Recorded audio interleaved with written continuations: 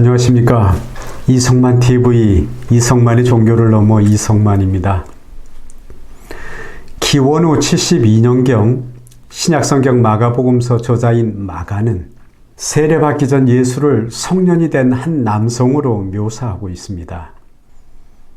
그는 예수가 갈릴리 나사렛으로부터 요단강에 와 세례 요한에게 세례를 받고 물에서 올라오던 순간을 이렇게 기록했습니다.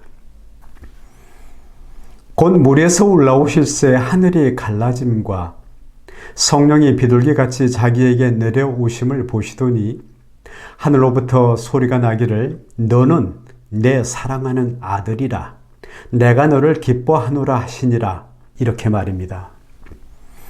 이러한 마가의 예수 이해가 확대되어서 마가복음을 토대로 80년대 초중반의 마태복음, 80년대 후반 혹은 90년대 초반에 기록된 누가복음에서는 하나님 임재가 세례받던 순간이 아니라 예수가 성령으로 잉태되던 그 순간으로 앞당겨져 기록됩니다.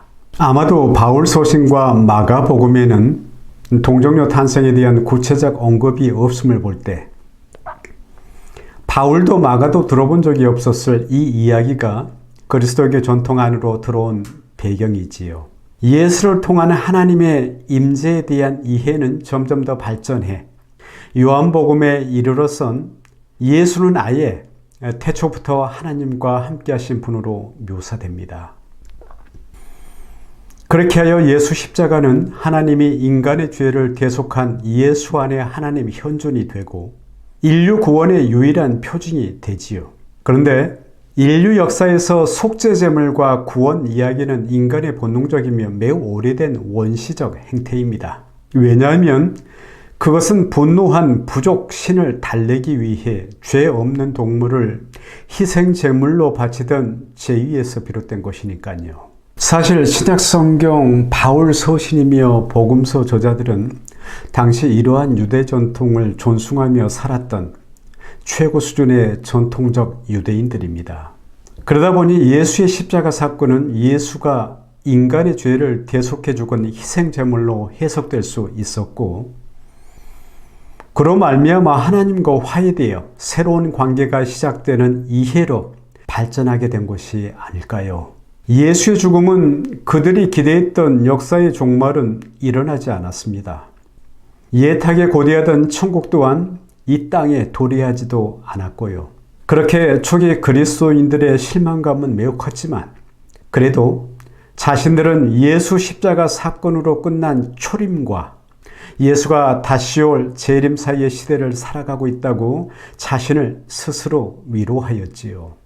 이것이 우리에게 친숙한 주기도문, 당신의 나라가 임하옵소서, 당신의 뜻이 하늘에서 이루어진 것 같이 땅에서도 이루어지이다 라는 신앙으로 묘사되어 오늘날 우리가 읽는 기도문입니다.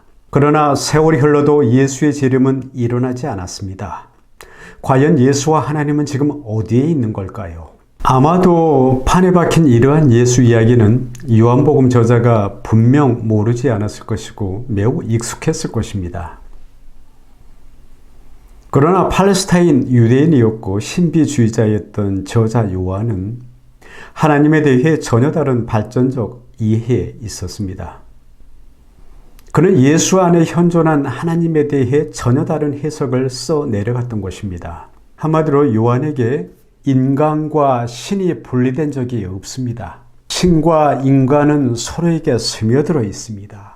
요한에게는 하나님이 외부적인 존재가 아니었기에 하나님과 생명 사이의 시공간적 또는 죄로 인한 윤리적 의미의 나누어짐이란 없지요. 따라서 당돌한 듯하지만 엄밀히 말해 예수는 십자가에서 당신의 죄를 위해 죽지 않았다라고도 할 수 있습니다.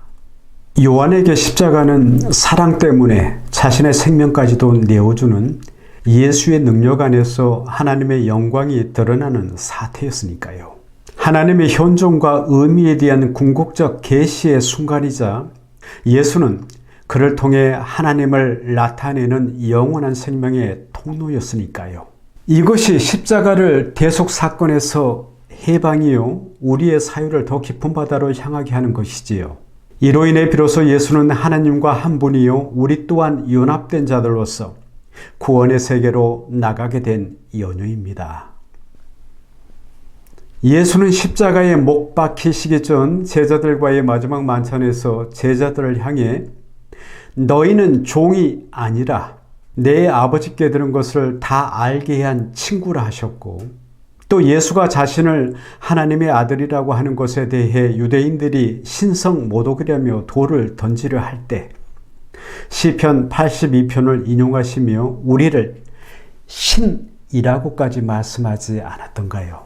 그러므로 저희 좁은 소견으로도 예수의 십자가는 이제 유아기적 대속신앙에서 더 멀리 더 깊은 바다로 나아가야 하지 않을까요? 예수와 나와 아버지가 사랑으로 융합되고 지금 하나가 되어 있으니 예수의 십자가는 바라보기만 하는 십자가가 아니라 이미 내가 진 십자가요.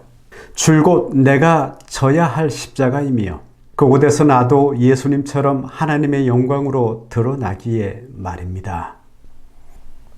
그러므로 한국교회는 언제까지 그리스도인의 그 무한한 자유를 옥죄고 또 영원한 생명을 겁박해 사유할 줄 모르는 종들을 양산하려고 하시는지요?